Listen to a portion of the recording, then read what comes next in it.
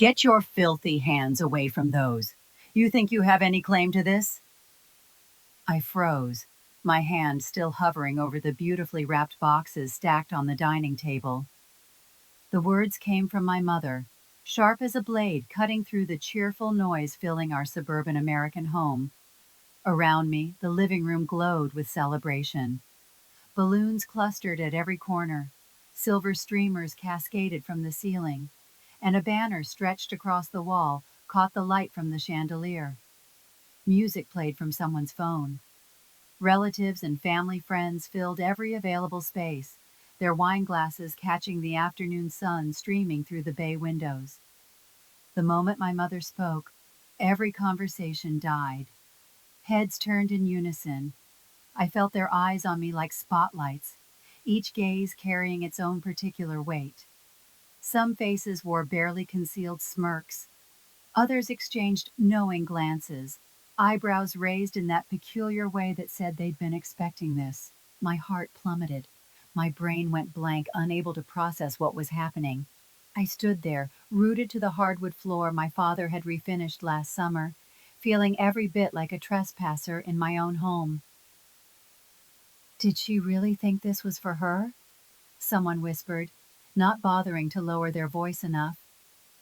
All that education and still so naive, another voice added with a small laugh. The heat rose in my face. My eyes burned, but no tears came yet. I was paralyzed between the beautiful packages before me and my mother's cold stare. I looked down at the gifts wrapped in glossy paper with elaborate bows. I looked up at my mother's face, searching for something I couldn't name. Where are mine? I wanted to ask, but the words died in my throat.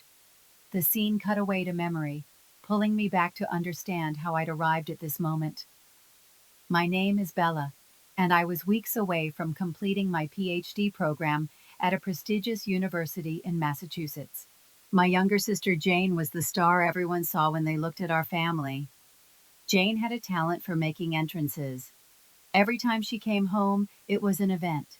She'd arrive in designer clothes that whispered wealth, carrying bags with logos everyone recognized, wearing heels that clicked purposefully on our front walk. Her perfume announced her before she reached the door. She told everyone she managed an upscale restaurant in Paris, and our family drank in every word like it was champagne. When Jane visited, our parents became event coordinators. They'd rush to the door, cameras ready, orchestrating photo opportunities for social media.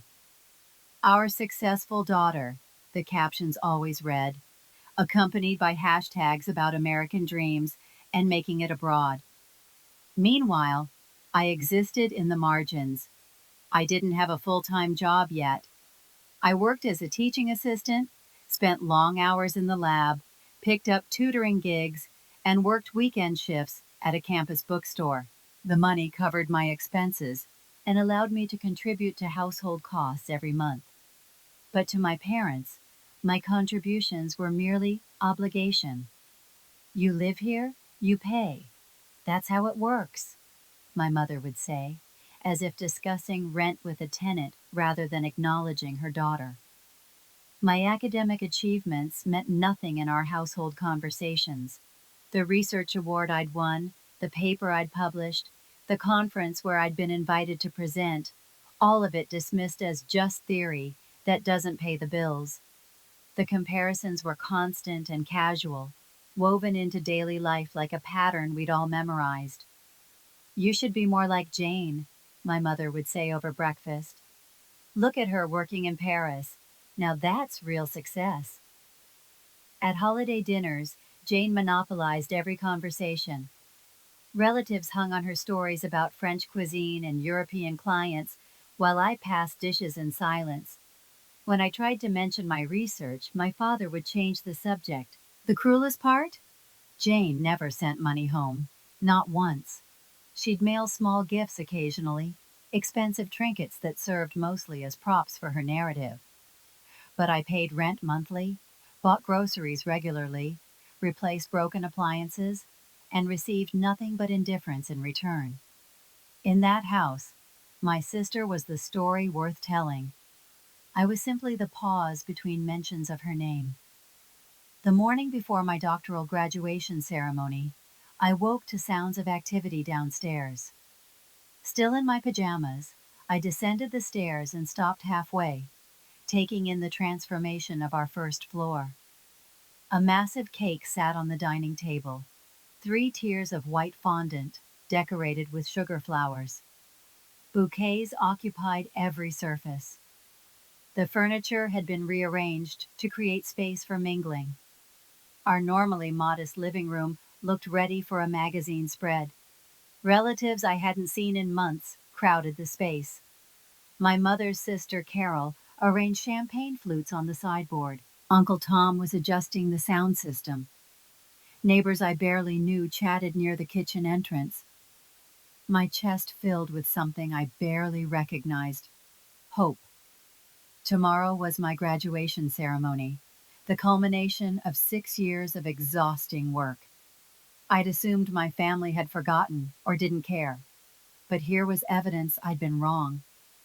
They'd been planning this surprise celebration all along. I walked toward the gift table, my heart hammering with unexpected joy. The packages were exquisite, wrapped in paper that probably cost more than I spent on groceries in a week, topped with ribbons that cascaded like small waterfalls. My fingers trembled as I reached for a small box wrapped in silver paper. I imagined what might be inside. A pen set, maybe, engraved with my new title, or a frame for my diploma, something that acknowledged what I was about to achieve. That's when my mother's voice cut through the room like breaking glass. "Get your filthy hands away from those. You think you have any claim to this?" The room went silent for exactly 2 seconds. Then the whispers started, followed by poorly suppressed laughter. "She actually thought this was for her?" Aunt Carol said, not even trying to whisper. "All those degrees and can't read a room," someone else added. My mouth opened, but no sound emerged. My face burned. My hands dropped to my sides, and I stood there feeling every eye on me, every smirk cutting into my skin. That's when Jane's bedroom door opened. She emerged like she was walking a runway. Her dress was emerald green, fitted perfectly, probably cost more than my monthly stipend. Her hair was styled in complicated waves. Her makeup was camera ready. The room exploded with sound. "Happy birthday, Jane!" Someone started clapping. Others joined in. My uncle started singing. "To our birthday princess!" Aunt Carol called out, raising her champagne glass. I understood then, with devastating clarity.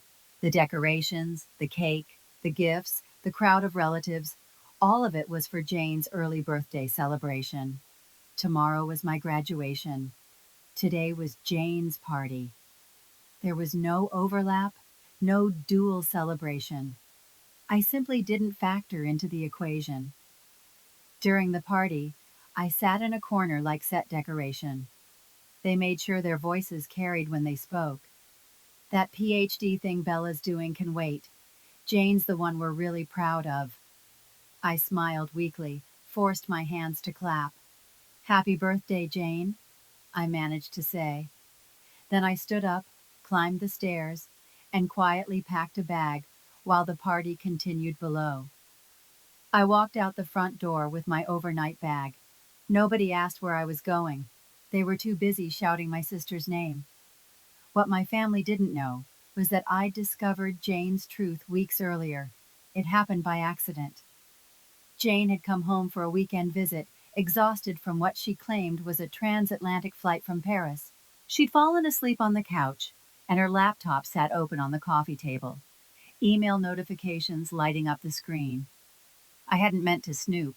I'd only meant to close the laptop so the battery wouldn't drain. But the subject line of the top email caught my eye. "Schedule for next week. NYC office." NYC, not Paris. My finger hovered over the touchpad. I shouldn't look. But something made me click. The email was from a company called Luminare Fashion Group, based in Manhattan. It outlined Jane's shifts for the following week: Tuesday through Saturday, standard retail floor hours. There was no mention of management, no mention of Paris, just a regular employee schedule for their New York location. I sat back, processing this information.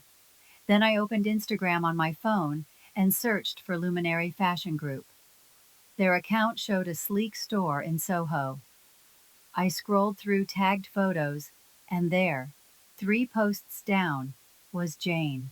She was behind a counter, ringing up a customer, wearing a name tag that said simply, Sales Associate. The elaborate story Jane had constructed began to crumble in my mind. The restaurant in Paris was fiction. The management position was fantasy. She was working retail in New York and had been the entire time, probably using old vacation photos and stolen images to craft an online narrative about a glamorous European life. I should have felt vindicated. Instead, I felt sad. If Jane had just been honest about having a normal job in New York, I would have respected that. There's nothing wrong with retail work. But she'd chosen to build an elaborate lie, and my parents had chosen to believe it without question, because it fit the narrative they wanted. That's when I started researching Luminaire Fashion Group more thoroughly. I found their corporate site and clicked on Careers. They had several positions open, including one that made my heart beat faster: operations manager for their Manhattan flagship location. The job description matched my skill set perfectly. My PhD had given me project management experience, organizational skills, data analysis capabilities, and team coordination expertise. I'd managed teaching assistants, run research labs, coordinated conference panels. I could do this job. An idea formed slowly. Not revenge exactly, more like liberation. I needed to leave home anyway. I needed a real job. If that job happened to be at the same company where Jane worked, well, that was just circumstance.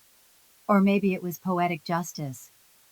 I opened the application portal, uploaded my CV, and wrote a cover letter highlighting my qualifications. My finger hovered over the submit button. This isn't about her, I whispered to myself. This is about me, finally choosing myself. I clicked submit. For the first time in years, I felt like I was taking action for my own life rather than reacting to theirs. Commencement day arrived with perfect spring weather. The university auditorium buzzed with excitement, filled with graduates in ceremonial robes and mortarboards, surrounded by proud families clutching bouquets and cameras. I checked my phone in the holding area where doctoral candidates waited to process into the ceremony. There was one text from my mother. Got caught up with cleanup from yesterday. Probably won't make it. Congrats, though. That was it. No apology. No acknowledgement of what this day meant.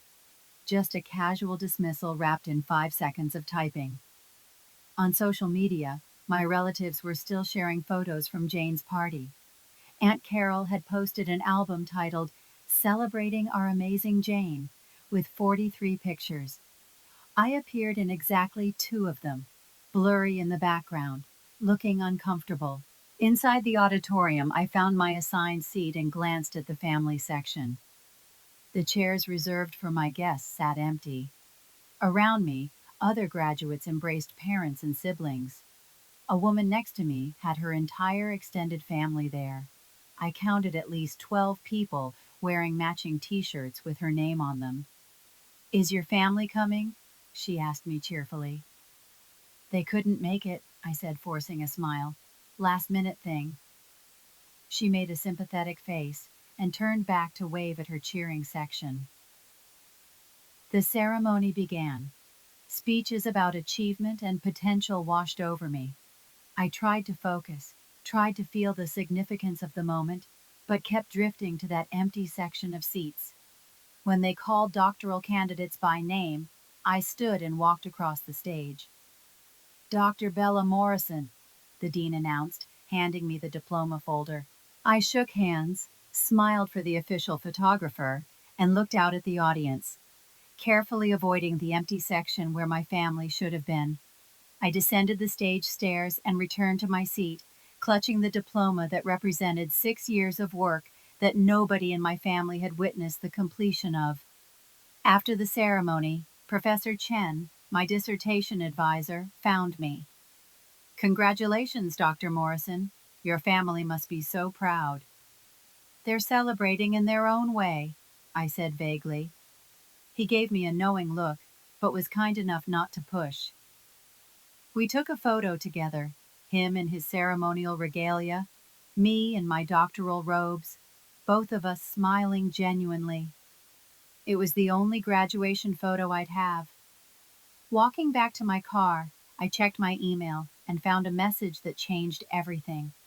The subject line read, "Job offer, Luminary Fashion Group." I stopped walking. Students and families flowed around me as I opened the email and read the offer. Operations manager, Manhattan flagship store. Salary that made my teaching assistant stipend look like pocket change. Start date in 3 weeks. Standing in the parking lot in my graduation gown, I looked at the diploma in one hand and the job offer on my phone screen in the other. If they don't have room for me at their table, I thought, I'll build my own table. And it starts now. I returned home to find the house still disheveled from Jane's party. Crumpled napkins littered the coffee table. Empty champagne bottles crowded the recycling bin. Deflated balloons clung to corners like forgotten thoughts. My mother was in the kitchen, talking on speakerphone with Aunt Carol about how wonderful the party had been. When I walked in, she barely glanced up. "Oh, you're back. How'd it go?" "Fine," I said. "I graduated." "That's good, honey." She returned to her conversation without missing a beat. "Carol, did you see Jane's face when we brought out that cake?" I climbed the stairs to my room, the smallest bedroom in the house, the one that had been mine since childhood, but never felt like it belonged to me.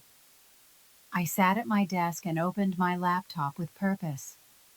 The job offer from Luminary Fashion Group glowed on the screen. I read through it again carefully. Operations manager, direct oversight of retail operations, team management responsibilities. The position reported to the regional director, which meant it was legitimately senior. And Jane worked there as a sales associate, which meant I would be her manager. Part of me hesitated. Was this too calculated? Was I setting up a confrontation? But then I thought about Jane's elaborate lies, about how my family had chosen to celebrate her fiction over my reality, about that empty section of chairs at graduation. "This isn't revenge," I said aloud to my empty room. "This is just accepting a good job. If Jane chose to build her lies at this particular company, that's not my problem to manage." I typed my acceptance email, professional and brief, hit send before I could second guess. Then I began planning my exit from this house. I researched apartments in Manhattan, calculated moving costs, made lists of what to pack and what to leave behind.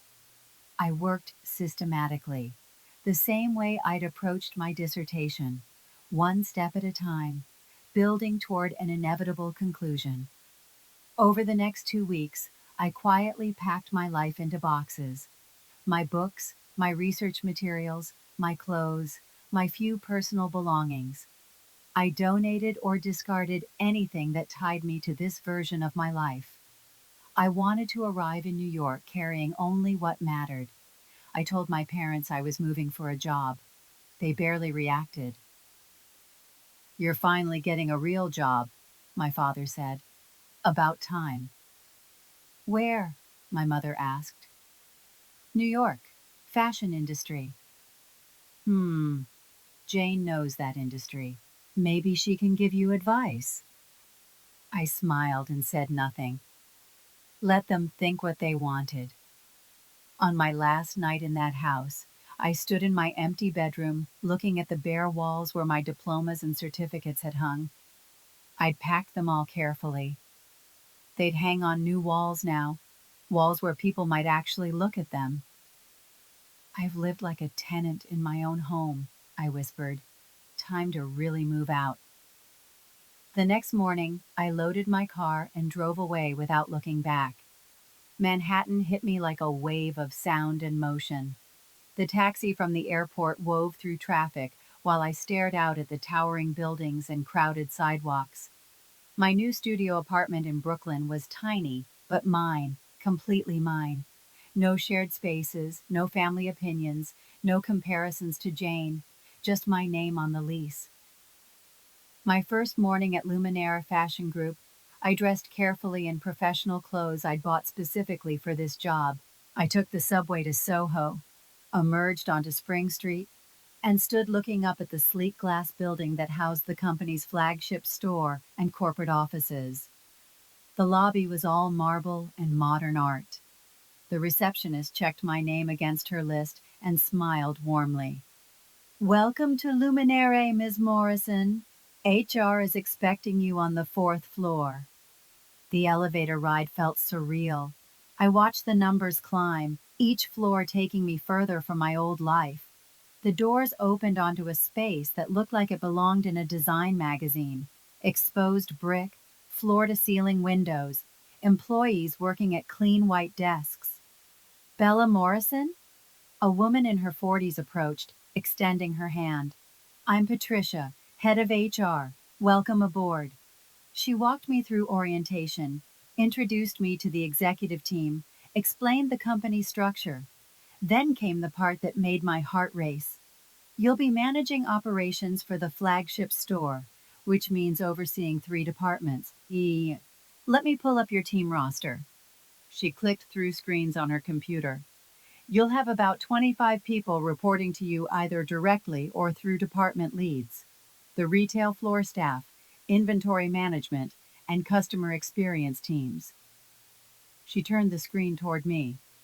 There, halfway down the list of retail floor associates, was a name I knew by heart.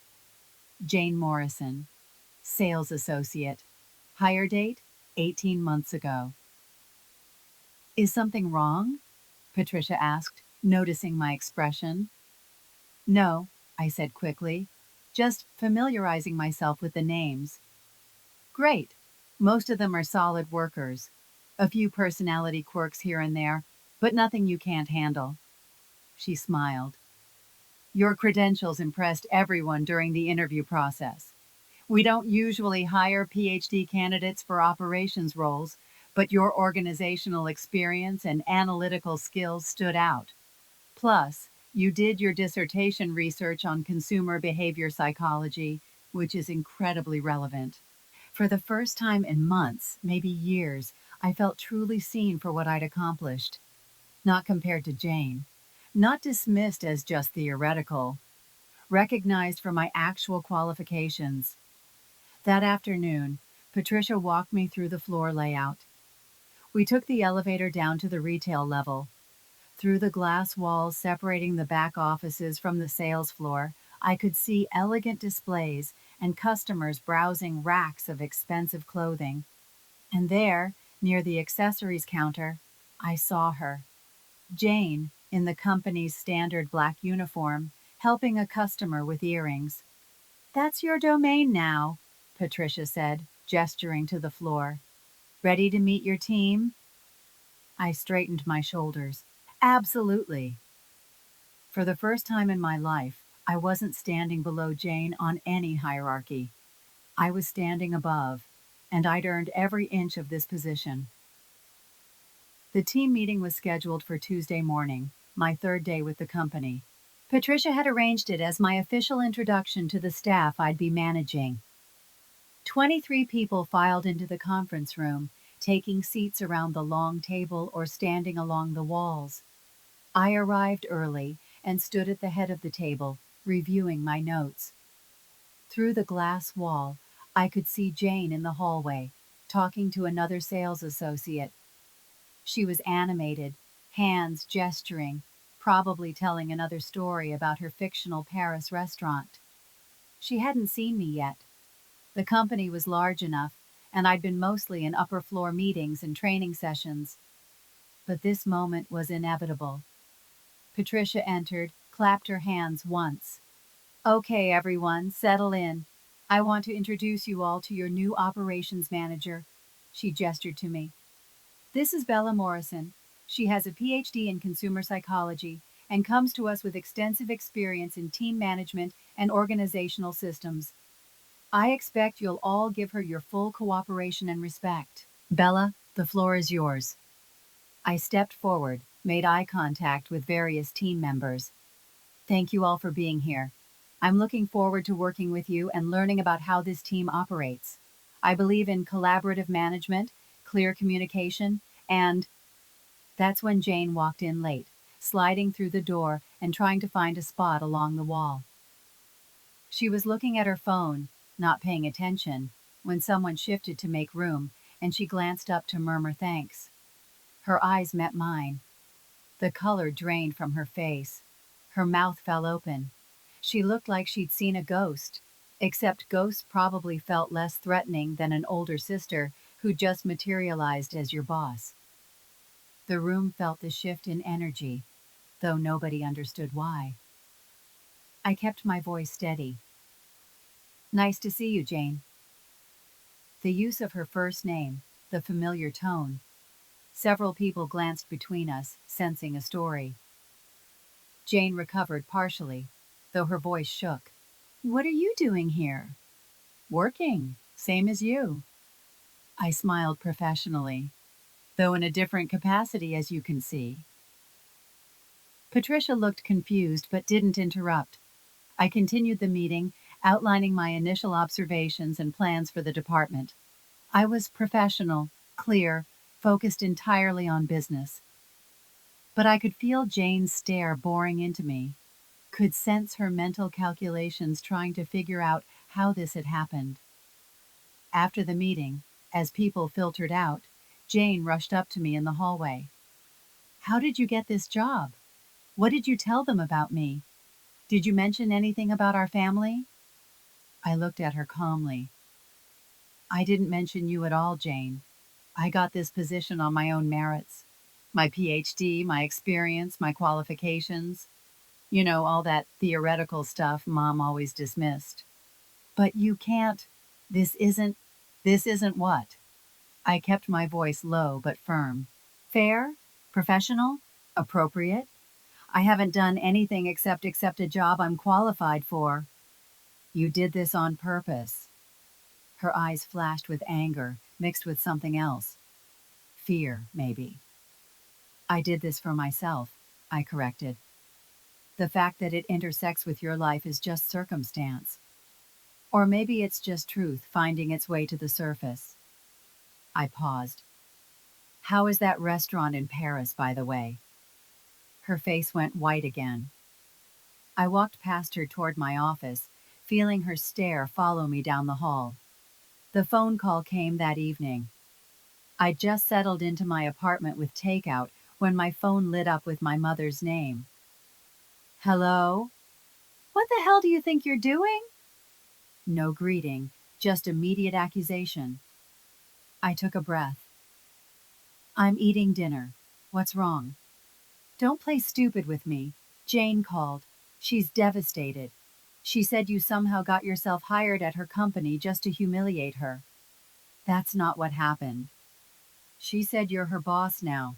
How is that not deliberate? I set down my chopsticks. I accepted a job I was qualified for. I didn't know Jane worked there until after I was hired. A small lie, but the essential truth remained. I'd earned this position regardless of Jane's presence. My father's voice joined in. I was on speakerphone. This is family, Bella. You don't do this to family. Don't do what? I kept my voice level. Succeed? Get a good job? Use my education? You're being vindictive, my mother snapped. Jane said you're making her workplace hostile. I've been nothing but professional. Ask anyone at the company. She's your sister. My mother's voice rose. You're supposed to support her, not compete with her. Something in me finally snapped, not into yelling, but into clarity. Let me ask you something, I said quietly. Do you even remember my graduation ceremony? Silence. It was last month. You didn't come. You were too busy cleaning up from Jane's birthday party, the party you threw the day before my PhD graduation, using money from the family fund that was supposed to be for my graduation celebration. That's not. We were going to do something for you later. When? You never mentioned it again. Not once. I stood up, pacing my small apartment. And now Jane tells you I'm being mean to her, and you call me immediately. But I can't remember the last time you called just to see how I was doing. You're being dramatic, my father said. Am I? Let me be clear about something. Jane doesn't work at a restaurant in Paris. She never has. She's a sales associate in New York, and she's been lying to you about it for over a year. I didn't expose her lie. I didn't mention it at work. I simply took a job I earned with my own credentials. She was just trying to impress us. And I was just trying to make you proud by getting a PhD. But that never mattered, did it? My mother's voice turned cold. You're out of line. No, for once in my life, I'm exactly where I should be. I'm drawing a line. My voice was calm but unmovable. From now on, I'm limiting contact with you. I won't attend family gatherings where I'm treated like I'm less than Jane. I won't explain myself anymore. I won't compete for your attention. I'm done trying to prove my worth to people who've decided I don't have any. You can't just. I can. And I am. I love you, but I won't let you diminish me anymore. If you want a relationship with me, it needs to be built on respect. Otherwise, I'm fine with distance. I hung up before they could respond. My hands shook, but not with fear, with release. I'd spent my whole life trying to fit into a family that had no space for me. Tonight, I'd finally stopped trying. 3 months passed, seasons changed, and so did I. At Luminaire, I settled into my role with growing confidence. My team respected me, not because I demanded it, but because I'd earned it through consistent, fair leadership. The systems I implemented improved efficiency by 20%. Customer satisfaction scores rose. The regional director mentioned me in company-wide emails as an example of effective management. My name appeared on reports, presentations, strategic planning documents. People listened when I spoke in meetings. My ideas had weight. Jane and I maintained professional distance. She did her job adequately, nothing more. She stopped telling elaborate stories to coworkers. Word had somehow gotten around that she'd exaggerated her background, and the Paris restaurant narrative had quietly died. We exchanged necessary work communications, and nothing else. She transferred to a different department after 2 months, which was probably better for both of us.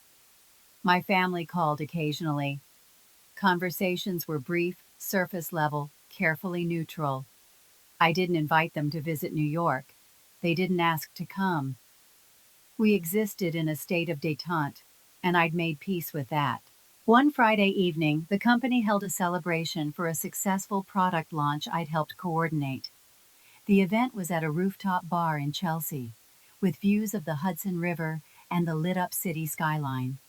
Music played, people laughed, and for the first time in my life, I was surrounded by colleagues who valued my contributions. Patricia raised her glass. I want to recognize Bella Morrison, whose operational oversight made this launch possible. Her attention to detail and team coordination were exceptional. People applauded. A few coworkers patted my shoulder.